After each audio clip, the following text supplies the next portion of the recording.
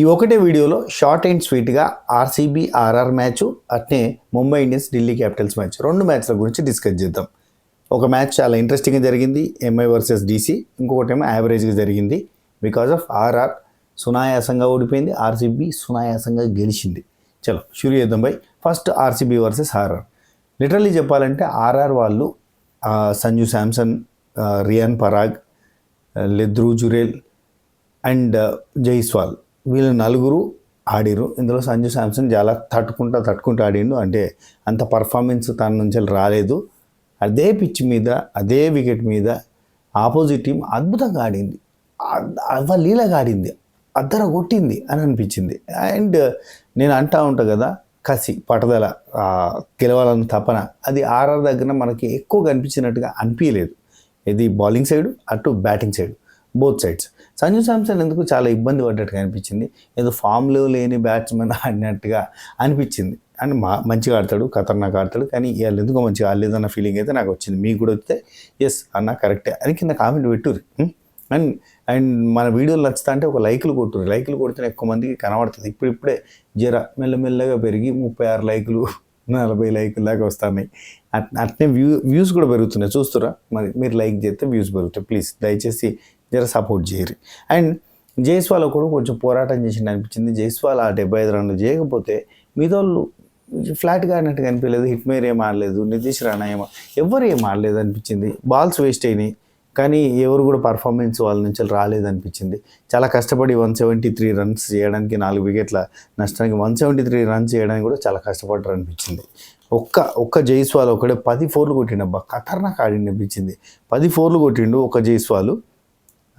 6లని 2 6లు ఏమో కొట్టిండు.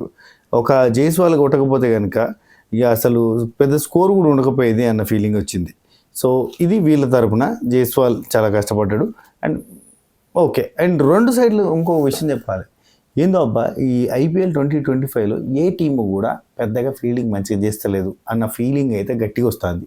నాకే వస్తుందా, మీకు కూడా వస్తుందా? ఏ టీం కూడా పెద్దగా ఫీల్డింగ్ చక్కగా చేస్తలేదు.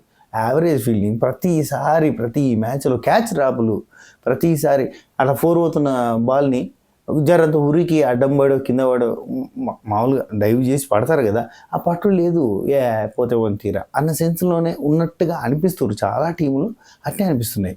సో ఈ మ్యాచ్లో కూడా ఆర్సీబీ వాళ్ళు చాలా catch drops, even Virat Kohli, చాలామంది. అంటే ఒక్క పర్సన్ పేరు, అంటే మనం ఆ పర్సన్ హైలైట్ కాబట్టి ఆ పర్సన్ పేరు చెప్తాను, కానీ లిటరల్లీ చెప్పాలంటే చాలామంది క్యాచ్ డ్రాప్లు, చాలామంది ఫీల్డింగ్ మిస్టేక్స్, ఎర్రర్స్ చాలా చేస్తారు. అది రెగ్యులర్గా జరుగుతుంది.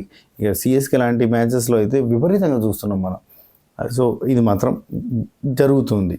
ఇది నేను గమనించింది చెప్తున్నా. ఆర్సీబీ వాళ్ళ ఫీల్డింగ్ సైడ్ మిస్టేక్స్ ఉన్నాయి, అండ్ ఆర్ఆర్ వాళ్ళ ఫీల్డింగ్ సైడ్ మిస్టేక్స్ ఉన్నాయి. అండ్ ఆర్ఆర్ వాళ్ళ బౌలింగ్ కూడా అంత పెద్దగా అనిపించలేదు. అంత కసిగా పట్టుదలతో వేసినట్టుగా, వికెట్ల కోసం పరితపించినట్టు, రన్స్ కంట్రోల్ చేసినట్టుగా అనిపించలేదు.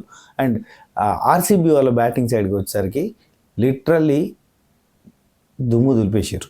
ఫిల్ సాల్ట్ అసలు ఒక నెక్స్ట్ లెవెల్ పర్ఫార్మెన్స్ చూపించింది ఫిల్ సాల్ట్. ఈ మధ్యకాలంలో అద్భుతమైన పర్ఫార్మెన్స్ చూపించారని చెప్పాలి. అండ్ అది కూడా రాజస్థాన్ వాళ్ళ హోమ్ గ్రౌండ్, చాలా మంచిగా ఆడిండు ఫిల్ సాల్ట్. ఒక్కడే అంటే నిజంగా అంటే ఒక ఊపు తీసుకొచ్చిందని చెప్పాలి ఫిల్ సాల్ట్. ఎంత కొట్టిండంటే ఒక్క నిమిషం 65 రన్లు కొట్టిండబ్బా. అండ్ విరాట్ కోహ్లీ 62 స్కోర్ చేసిండు. అండ్ మనోడు పడికల్ లాస్ట్ ఫ్యూ మ్యాచెస్లో పెద్దగా సక్సెస్ అయినట్టు అనిపించలేదు కదా. పడికల్ దీనిలో వచ్చేసి 40 రన్లు కొట్టిండు. చాలా సరిపోయిన స్కోర్, కావాల్సినంత స్కోర్ వచ్చేసింది. అండ్ బౌలర్ సైడ్ చూస్తా అంటే వీళ్ళ సైడ్ ఏ బౌలర్ కూడా ఇప్పుడు జోఫ్రా ఆర్చర్ బాగా వేయలేదు, లేదంటే వేరే అంటే ఈ బౌలర్ బాగా వేసిండు, ఈ బౌలర్ బాగా వేయలేదని చెప్పడానికి ఏం లేదు. ఎవరు కూడా చక్కగా వేయలేదు అన్న ఫీలింగ్ వచ్చింది.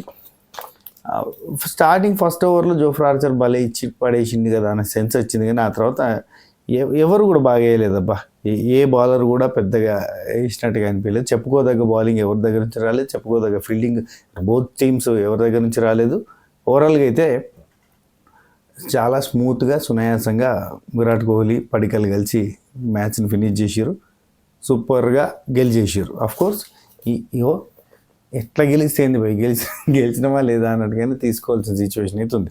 అండ్ ఇది ఈ మ్యాచ్ గురించి చెప్పడానికి పెద్ద గొప్ప విషయాలు ఏం ఈ మ్యాచ్లో అంత సస్పెన్స్గా అనిపించలేదు. అయితే డీసీ వర్సెస్ ఎంఐ మ్యాచ్లో మాత్రం ఎంఐ వాళ్ళు ఇది Delhi home ground Arun Jaitley stadium. కానీ ఎంఐ వాళ్ళు గెలిచారు.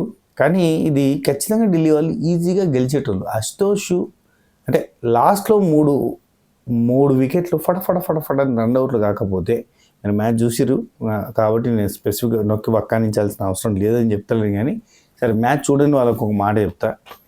ఎంఐ వాళ్ళు 205 రన్లు కొట్టిరబ్బా, చాలా మంచిగా స్కోర్ చేశారు. అండ్ ఇటు డీసీ వాళ్ళ బౌలింగ్ కూడా బాగానే ఉంది. కానీ వీళ్ళు బాగానే నెట్గా వచ్చారని చెప్పాలి గట్టిగా. అంటే ఇప్పుడు రికల్టన్ ఒక 41 రన్లు కొడితే సూర్యకుమార్ యాదవ్ 40 రన్స్ అండ్ తిలక్ వర్మ బాగా క్లిక్ అయ్యిండు, ఒక హాఫ్ సెంచరీ చేసుకున్నాడు. అండ్ లాస్ట్ మ్యాచ్లో కూడా బాగానే ఆడిండు.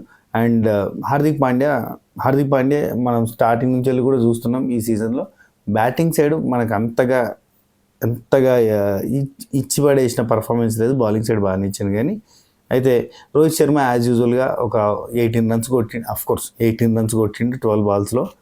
సో ఇది వీళ్ళ స్కోర్ చేసిన ప్యాటర్న్. నమందీర్ వచ్చేసి ఒక క్యామియో రోల్ ప్లే చేసిందని చెప్పాలి లాస్ట్లో. అంటే తిలక్ వర్మ, నమందీర్ వీళ్ళిద్దరు అబ్బా.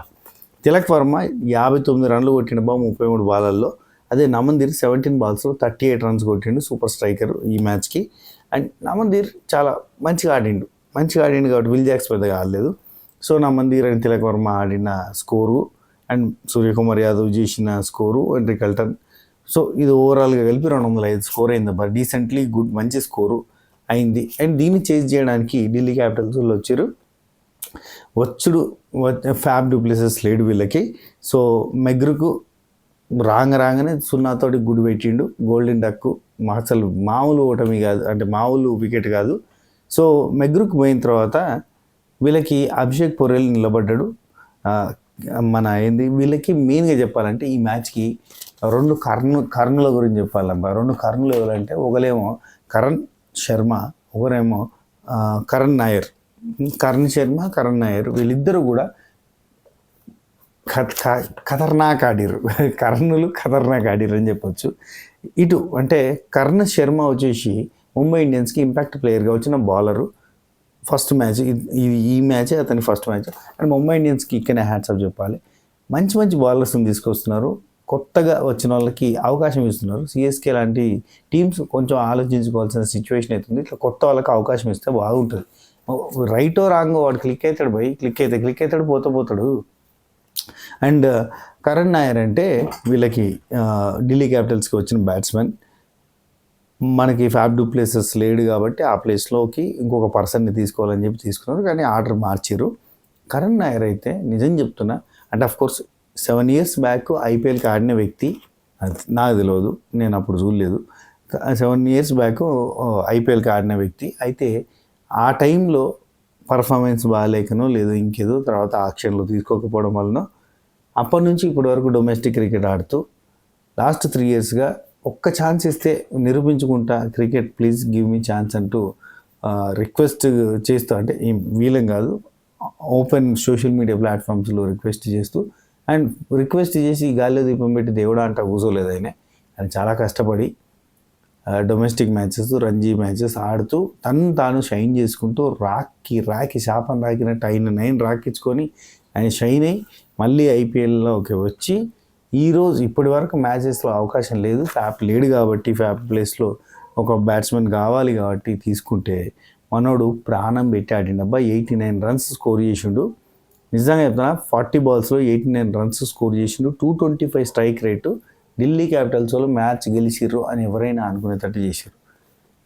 నెక్స్ట్ లెవెల్ పర్ఫార్మెన్స్ చూపించేసరికి ఆపోజిట్ వాళ్ళు అంటే ఇప్పుడు ఈవెన్ మ్యాచ్ అంతా అయిపోయిన తర్వాత నిన్న మనం అభిషేక్ గురించి అయితే ఎట్లయితే చెప్పుకున్నామో మనోడు గురించి వాళ్ళు షాక్. అంటే ఇప్పుడు ముంబై ఇండియన్స్ హార్దిక్ పాండ్యా కూడా లాస్ట్కి అడిగిన ఇంటర్వ్యూలో ఏమంటాడు కామెంటేటర్స్ అడుగుతా